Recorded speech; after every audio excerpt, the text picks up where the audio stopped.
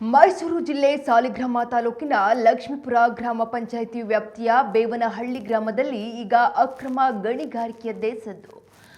ಗ್ರಾಮದ survey number 8ರ ಸರ್ಕಾರಿ ಗೋಮಾಳದಲ್ಲಿ ಯಾವುದೇ ಭಯವಿಲ್ಲದೆ ಕಲ್ಲು ಗಣಿಗಾರಿಕೆ ನಡೆಯುತ್ತಿದೆ ಎಂಬ ದೂರು ಕೇಳಿಬಂದಿದೆ.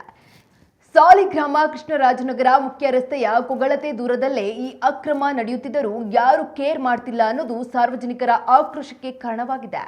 ಈ ಬಗ್ಗೆ ಮಾಹಿತಿ ಸಿಗುತ್ತಿದ್ದಂತೆ ಎಚ್ಚೆತ್ತ ಸಾಲಿಗ್ರಾಮ ತಹಸೀಲ್ದಾರ್ ರುಕಿಯಾ ಬೇಗಂ ಅವರು ಮಾಧ್ಯಮಗಳೊಂದಿಗೆ ಮಾತನಾಡಿ ತಪ್ಪಿತಸ್ಥರ ವಿರುದ್ಧ ಕಠಿಣ ಕಾನೂನು ಕ್ರಮ ಕೈಗೊಳ್ಳುವುದಾಗಿ ಭರವಸೆಯನ್ನು ನೀಡಿದ್ದಾರೆ. ಅಷ್ಟೇ ಅಲ್ಲದೆ ಕೂಡಲೇ ಸ್ಥಳಕ್ಕೆ ಭೇಟಿ ನೀಡಿ ಪರಿಶೀಲಿಸುವಂತೆ ಸಾಲಿಗ್ರಾಮ ಪೊಲೀಸ್ ಇನ್ಸ್ಪೆಕ್ಟರ್ ಶಶಿಕುಮಾರ್ ಅವರಿಗೆ ಫೋನ್ ಮೂಲಕ ಸೂಚನೆ ನೀಡಿದ್ದಾರೆ. ಸದ್ಯ ಈ ಅಕ್ರಮಕ್ಕೆ ಬ್ರೇಕ್ ಹಾಕಲು ಪೊಲೀಸ್ ಇಲಾಖೆ ಹಾಗೂ ಭೂ ವಿಜ್ಞಾನ ಮತ್ತು ಗಣಿಗಾರಿಕೆ ಇಲಾಖೆಗೆ ಪತ್ರ ಬರೆಯಲು ತಹಶೀಲ್ದಾರ್ ಮುಂದಾಗಿದ್ದು, ಅಕ್ರಮ ಗಣಿಗಾರಿಕೆ ಮಾಡೋರಿಗೆ ಈಗ ನಡುಕ ಶುರುವಾಗಿದೆ.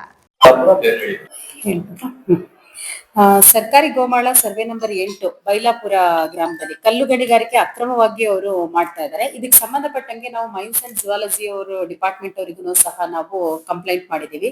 ಸೊ ಜಂಟಿಯಾಗಿ ಅಲ್ಲಿ ನಾವು ವಿಸಿಟ್ ಮಾಡಿ ಭೇಟಿ ಮಾಡಿ ಒಂದ್ಸತಿ ಈಗಾಗಲೇ ಟ್ರ್ಯಾಕ್ಟರ್ನು ಸಹ ಸೀಸ್ ಮಾಡಿ ನಾವು ಅವ್ರಿಗೆ ವಾರ್ನ್ ಮಾಡಿದೀವಿ.